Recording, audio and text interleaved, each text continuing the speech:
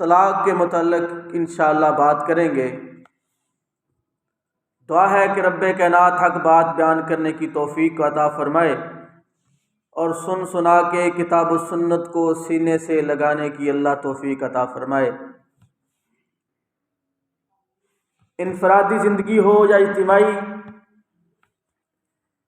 اسلام بنیادی طور پر نظم و ضبط، اتفاق و اتحاد، وحدت، یکجہتی اور محبت مودت کا علمبردار ہے۔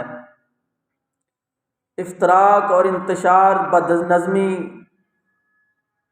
تفریق اور ترک تعلق کو سخت قابل مذمت سمجھتا ہے۔ نظم و ضبط اور باہمی اتفاق و اتحاد سے زندگی بسر کرنے کی اسلام نے یہاں تک تعلیم دی ہے کہ اگر 3 آدمی بھی مل کر سفر کر رہے ہوں تو ان کو حکم یہ ہے کہ وہ اپنے میں سے ایک کو امیر مقرر کر لیں اور پھر سفر کریں۔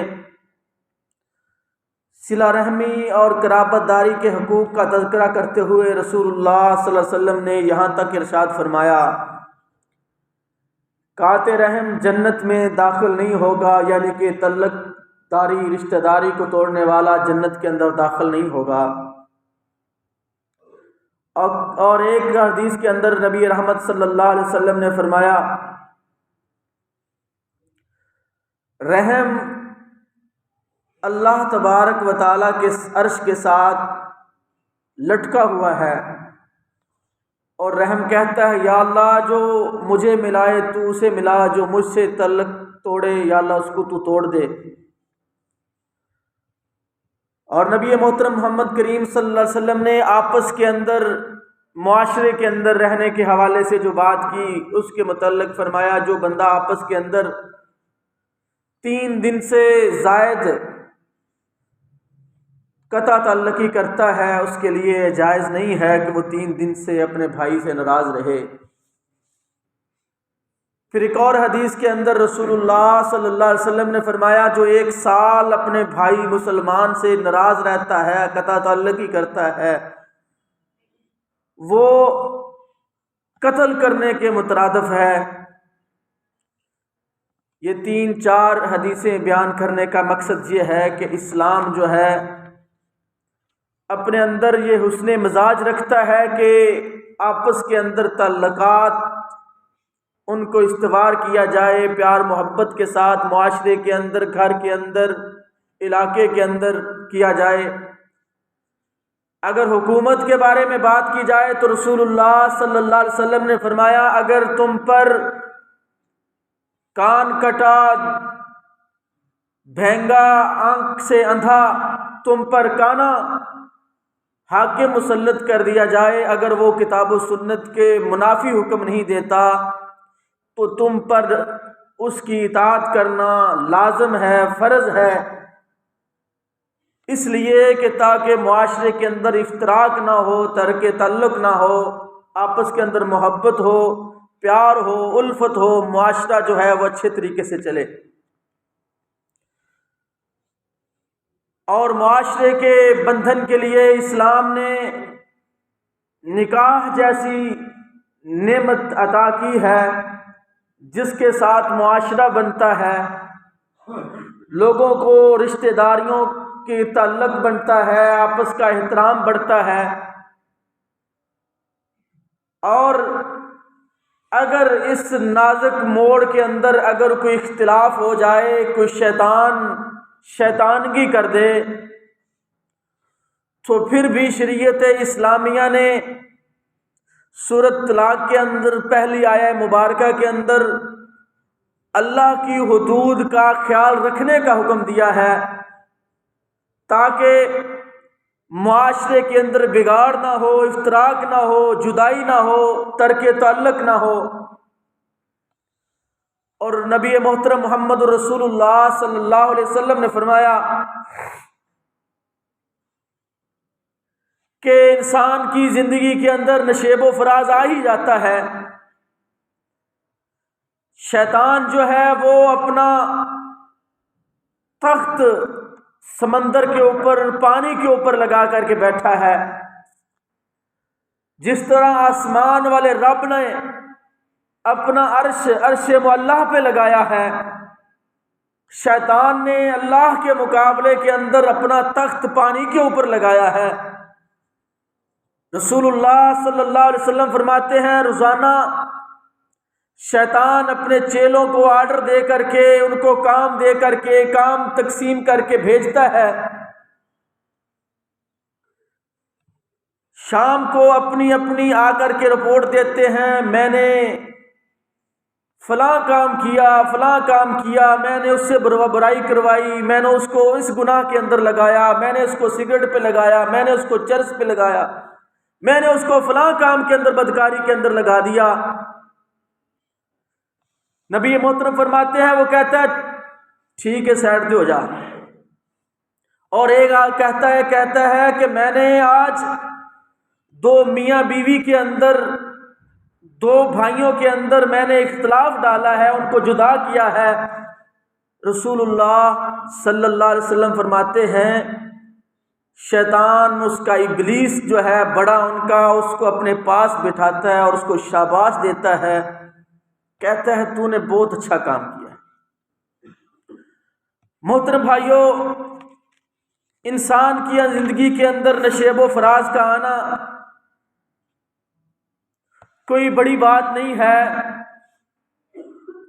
اگر زندگی کے اندر نشیب و فراز آ جائیں، آپس کے اندر تعلقات اچھے نہ بنیں، تو پھر بھی شریعت اسلامیہ نے اس کو آخری حد تک یہی کہا ہے کہ تم آپس کے اندر صلح کر لو۔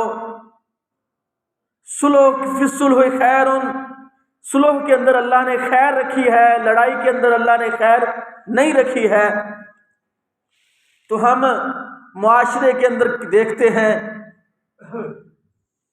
نکاح کے موقعوں کے اوپر تو سب لوگ اکٹھے ہوتے ہیں، بڑی خوشیوں کے ساتھ بہو کو لاتے ہیں، پھر ایک وقت آتا ہے کہ وہی ہمارے معاشرے کے اندر جو چال چلن چل رہا ہے، بڑی بیجی کہتی ہے، خاتون کہتی ہے جب سے اس گھر کے اندر آئی ہوں میں نے تو خیر پائی نہیں ہے، مجھے تو ساس بھی اچھی نہیں ملی، تو مجھے تو بہو بھی اچھی نہیں ملی۔ تو اس کو احسن طریقے کے ساتھ نمٹانے کے لیے رسول اللہ صلی اللہ علیہ وسلم نے جو ہمیں احکامات دیے ہیں، جو ہمیں آرڈر دیا ہے، اگر اس پر عمل کریں گے تو دنیا بھی سنور جائے گی، آخرت بھی سنور جائے گی۔ اس پچھلے مہینے کے اندر ہی، دسمبر کے اوائل کے اندر ہی 2-3 کیس میرے پاس آئے طلاق کے متعلق، تو میں نے سوچا یار چلو کم از کم نکاح مسنون اور طلاق کے متعلق تو بات کی جائے، معاشرے کے اندر یہ تو کم از کم پتہ ہو۔ تو رسول اللہ صلی اللہ علیہ وسلم نے نکاح کیا۔ حضرت امی عائشہ رضی اللہ تعالی عنہ فرماتی ہیں جون کی بیٹی نبی کریم صلی اللہ علیہ وسلم کے پاس آئی تو ان سے نکاح ہوا، تو کہنے لگی کہ میں اللہ کی پناہ میں آتی ہوں۔ تو رسول اللہ صلی اللہ علیہ وسلم نے اس کو چھوڑ دیا، اس کو کہا تو چلی جا، تو نے اس اللہ کا واسطہ دیا ہے۔ تو نبی محترم صلی اللہ علیہ وسلم نے فرمایا 3 چیزیں ایسی ہیں جس کے اشارے کنائے کے ساتھ بھی اس کی حقیقت ہو جاتی ہے۔ ایک جو ہے وہ نکاح کرنا ہے کہ بندہ مذاق اور ہنسی کے ساتھ ہی کہے جی مینوں قبول ہے، تو اس کا نکاح ہو جاتا ہے۔ بندہ کہے کہ میں نے تیرے ساتھ اپنی بیٹی کا نکاح کر دیا، وہ تو نکاح ہو جاتا ہے۔ اور اشارے اور کنائے کے ساتھ بندہ کہے کہ میں نے طلاق دی ہے، تو اس کی طلاق واقع ہو جائے گی، چاہے وہ اس نے مذاق کے ساتھ کہا ہو یا حقیقت کے اندر کہا ہو۔ حضرت عمر بن خطاب رضی اللہ تعالیٰ عنہ کو عراق سے ایک خط ملا جو عراق کے حکمران نے، گورنر نے حضرت عمر بن خطاب رضی اللہ تعالیٰ عنہ کو لکھ کے بھیجا کہ فلاں شخص نے اپنی بیوی کو کہا ہے کہ تیری رسی تیری کوہان پر ہے۔ حضرت عمر رضی اللہ تعالیٰ عنہ نے خط لکھا کہ اس بندے کو کہیں کہ وہ حج کے موقع کے اوپر مکے کے اندر میرے ساتھ ملاقات کرے۔ حج کے موقع پر حضرت عمر رضی اللہ تعالیٰ عنہ سے ملاقات کرتے ہیں۔ کون ہے تو؟ کہتا جی میں فلاں شخص ہوں جس کے بارے میں آپ نے خط لکھا تھا اور میرے بارے میں خط لکھا گیا تھا۔ حضرت عمر فرماتے ہیں کہ تیری رسی تیری کوہان پر ہے، تیرے دماغ کے اندر تیرے دل کے اندر کیا بات تھی؟ تو کہنے لگے آپ نے مجھے ایسی جگہ پر پوچھا ہے جہاں جھوٹ بولنے کا کوئی شائبہ نہیں ہے۔ اللہ کی قسم میرے دل کے اندر میری نیت میں یہی تھا کہ تجھے طلاق ہے۔ حضرت عمر رضی اللہ تعالی عنہ نے فرمایا تو پھر طلاق واقع ہوگی۔ محترم بھائیوں، ہمارے معاشرے کے اندر بھی طلاقیں ہوتی ہیں، تو شریعت اسلامیہ ہمیں کیا حکم دیتی ہے، ہمیں کیا آرڈر دیتی ہے؟ سب سے پہلی بات تو یہی ہے کہ معاشرے کے لوگ، رشتہ دار، عزیز و اقربا بیٹھ کر کے اس عورت کو بھی سمجھائیں، اس مرد کو بھی سمجھائیں کہ نبی رحمت صلی اللہ علیہ وسلم نے فرمایا ابغض الحلال عند اللہ الطلاق، حلال چیزوں میں سے جو سب سے زیادہ اللہ تبارک و تعالیٰ کو غصہ دلانے والی چیز ہے وہ طلاق ہے۔ سمجھائے، معاشرہ بن جائے تو الحمدللہ، ورنہ وہ طلاق کہہ دے۔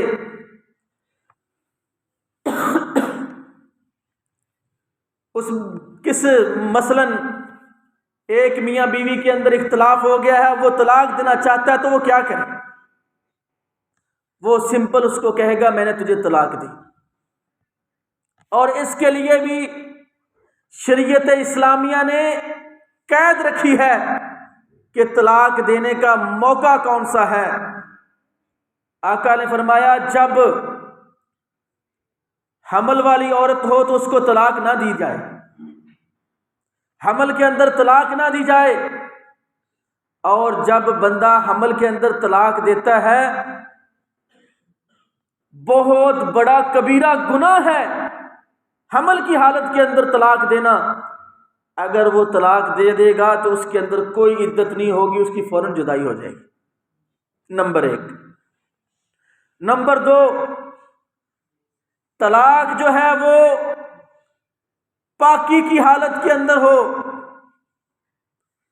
اس وقت طلاق نہ دی جائے جس وقت عورت کی نماز اور روزہ بند ہو۔ حیض کی حالت کے اندر شریعت اسلامیہ نے طلاق دینے سے منع فرمایا ہے۔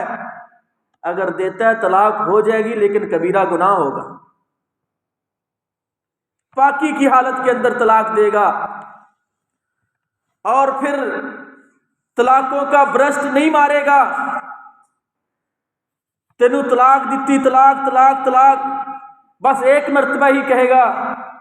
رسول اللہ صلی اللہ علیہ وسلم کے زمانے کے اندر ایک بندے نے طلاق دی، نبی محترم صلی اللہ علیہ وسلم کے سامنے پیش ہوا کہ اس کے بارے میں بتلایا گیا کہ یا رسول اللہ صلی اللہ علیہ وسلم اس نے اکٹھی ہی 3 طلاقیں دے دی ہیں۔ تو رسول اللہ صلی اللہ علیہ وسلم کا چہرہ اتنا سرخ ہوا، مستدرک حاکم کی روایت ہے، اتنا سخت، آپ ناراض اور غصے ہوئے اور اس مجلس سے اٹھ کر چلے گئے، اور آپ نے فرمایا میرے ہوتے ہوئے اللہ کی حدوں سے مذاق کرتے ہو۔ اور یہاں کیا کہا جاتا ہے کوئی گل نہیں، ٹینشن نہیں لینی، کو راہ کٹ لینے۔ حضرت ابو بکر صدیق رضی اللہ تعالیٰ عنہ نے نبی محترم محمد کریم صلی اللہ علیہ وسلم کی زندگی میں یہی تھا کہ جو بندہ ایک وقت میں کتنی مرتبہ طلاقیں کہے تو ایک ہی شمار ہوتی تھی۔ اس کی مثال اس طرح لے لیں کہ بندہ فجر کے نماز کے وقت 5 نمازیں اکٹھی پڑھ لے کہ میں تے صبح دے سویرے سویرے سارا کام مکا دیاں، تو اس کی فجر کی نماز تو ہوگی، اس کی باقی 4 نمازیں نہیں ہوگی، اس کو اس کے وقت پر ہی نماز پڑھنی ہوگی، اس سے پہلے وہ نماز ادا نہیں کر سکتا۔ بعینی ہی اسی طرح اگر ایک وقت کے اندر شریعت نے جو احکامات صادر فرمائے ہیں کہ حیض کی حالت کے اندر طلاق نہیں ہوگی، طہر کی حالت کے اندر طلاق ہوگی، اور ساتھ فرمایا کہ اس کو گھر بھیج کے پیچھے سے طلاق لکھ دینا یہ کام نہیں ہے، طلاق دے گا اور پھر بھی شریعت اسلامیہ معاشرے کو جوڑتی ہے، طلاق دے گا اور 3 مہینے تک اس کو اپنے گھر کے اندر ہی رکھے گا، جو کھائے گا وہ کھلائے گا، جو پہنے گا وہ پہنائے گا، اور اس کا نان و نفقہ، سردی گرمی، اس کی صحت تندرستی کے متعلق مکمل خیال رکھے گا اس کا۔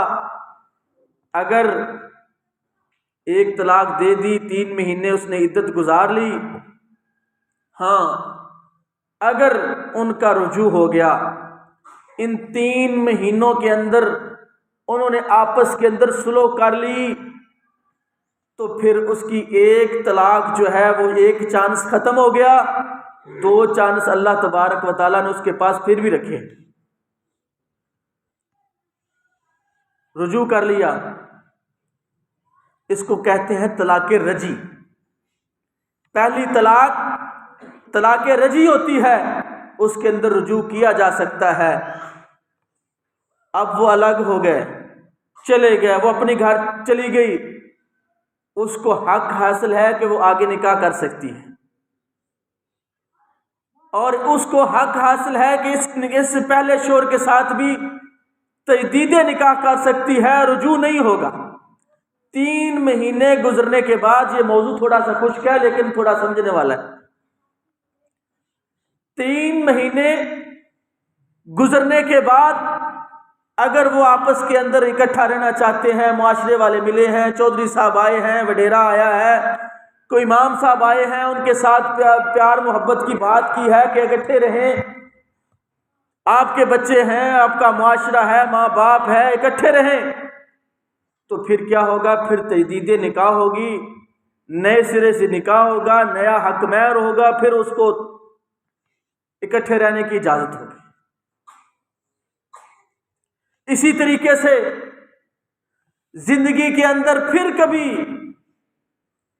ایسا موقع آ جاتا ہے، کوئی غلطی ہو جاتی ہے تو پھر طلاق دے، پھر یہی پروسیس جو میں نے پہلے کے اندر بیان کیا ہے، وہ رجوع بھی کر سکتا ہے 3 مہینے کے اندر، اور اگر اس نے رجوع نہیں کیا پھر 3 مہینوں کے بعد اگر وہ کرے گا، ان کے ساتھ ملاقات کرے گا، تو پھر تجدید نکاح ہوگی، رجوع نہیں ہوگا۔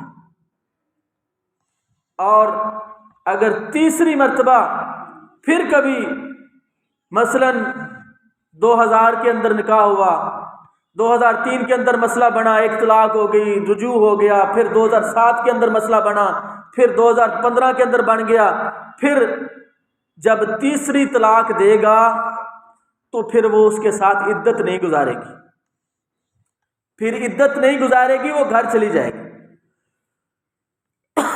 اور اس کے لیے وہ حلال نہیں ہے، وہ ہمیشہ ہمیشہ کے لیے اس سے جدا ہے، الا کہ سورۃ النساء کے اندر اللہ تبارک و تعالیٰ نے فرمایا اگر 3 طلاقوں کے بعد اگر وہ ملنا چاہیں تو ان کے لیے کوئی رستہ نہیں ہے، الا کہ وہ عورت کسی اور سے شادی کرے۔ ہمارے کچھ لوگ ہیلا باز، ہر معاملے کے اندر ہیلا نکالتے ہیں، ہر معاملے کے اندر ہیلا نکالتے ہیں، تو اس نکاح کے موقع کے اندر بھی یہ ہیلا نکالتے ہیں۔ تو رسول اللہ صلی اللہ علیہ وسلم نے اس ہیلے کے متعلق بیان فرمایا کہ کسی کو حلال کرنے کے لیے یہ جائز نہیں ہے۔ لعن اللہ المحلل والمحلل لہ، اللہ نے لعنت کی ہے ایسے بندے پر جو ہیلا کرتا ہے اور کرواتا ہے۔ تو اس نے آگے اس عورت نے شادی کر لی، زندگی کے اندر وہ فوت ہو گیا، یا اس نے اپنی مرضی کے ساتھ طلاق دے دی، تو پھر اس کے لیے جائز ہے کہ اس کے ساتھ دوبارہ نکاح کر سکتا ہے، اپنی زندگی گزار سکتا ہے۔ یہ جو حلالے والی بات ہے، اللہ تعالیٰ ان کو ہدایت دے۔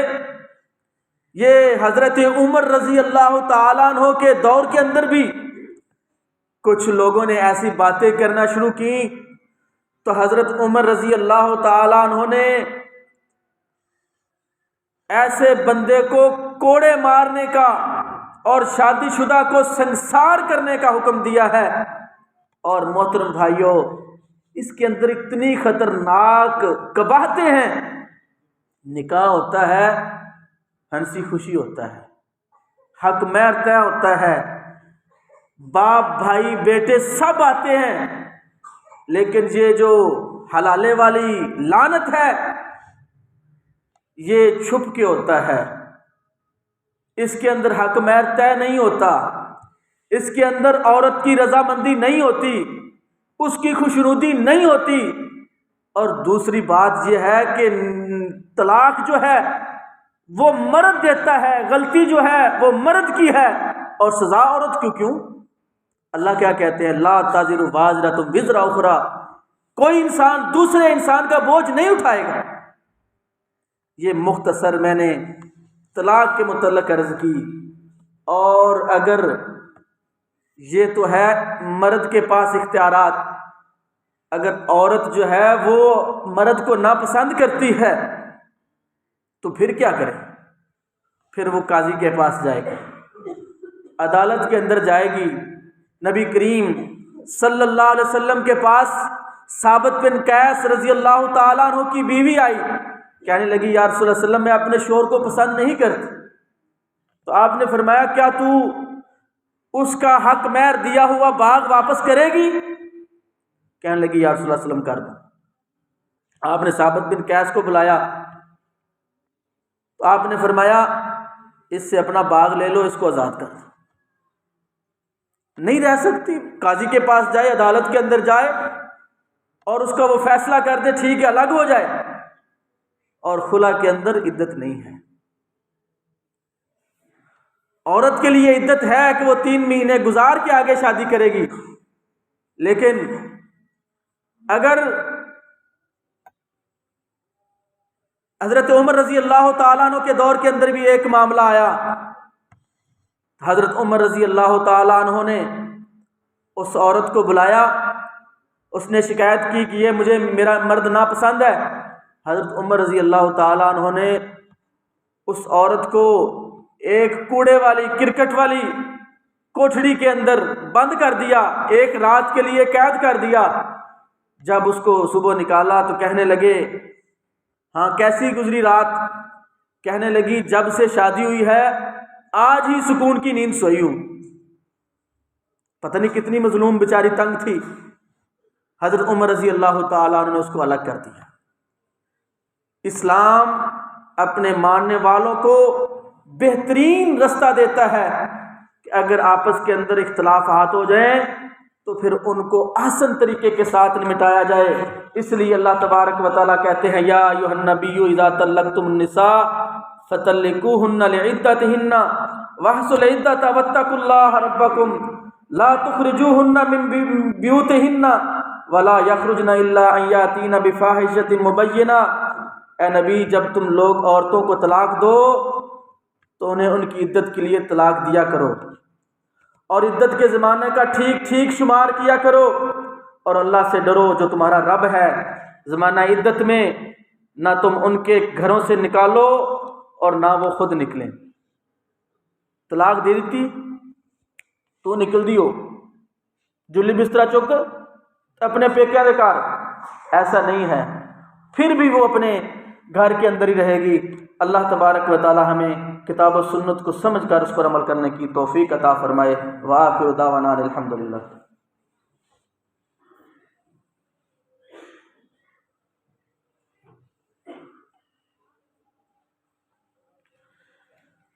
ان الحمد للہ نحمده ونستعینه ونستغفره ونعوذ باللہ من شرور انفسنا ومن سیئات اعمالنا، من يهده الله فلا مضل له ومن يضلل فلا هادي له، واشهد ان لا اله الا الله وحده لا شريك له، واشهد ان محمدا عبده ورسوله۔ محترم بھائیو، ایک تو گزارش یہ ہے کہ جمعہ جو ہے وہ فرض ہے۔ اللہ تبارک و تعالی حکم دیتے ہیں اذا نودی للصلاۃ من یوم الجمعۃ فاسعوا الی ذکر اللہ وذروا البیع، اپنے تجارت کاروبار سب چھوڑ کے مسجد کی طرف آ جاؤ جب اللہ تبارک و تعالیٰ کی طرف سے بلاوا آ جائے۔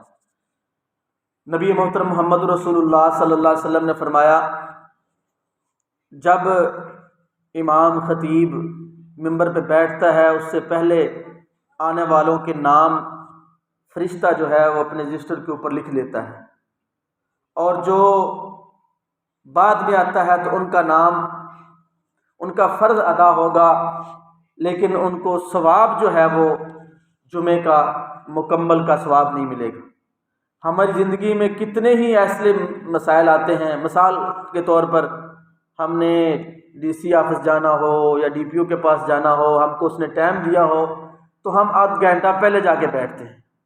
تو یہ جمعے والے دن مسلمانوں کی میٹنگ کا دن ہوتا ہے، تو ہمارا تو خطبہ بھی 35-40 منٹ ہوتا ہے، تو سوا پہ ہم جب نماز کھڑی کر دیتے ہیں۔ تو میری اپیل یہ ہے، ٹھنڈ تو ہے لیکن جمعہ تو پڑھنا ہی پڑھنا ہے۔ الحمدللہ آپ تشریف بھی لاتے ہیں، اگر آپ وقت پر تشریف لے آئیں گے تو اس کا اجر بھی لکھ دیا جائے گا۔ یہ میری اپیل ہے، اللہ تعالیٰ عمل کی توفیق عطا فرمائے۔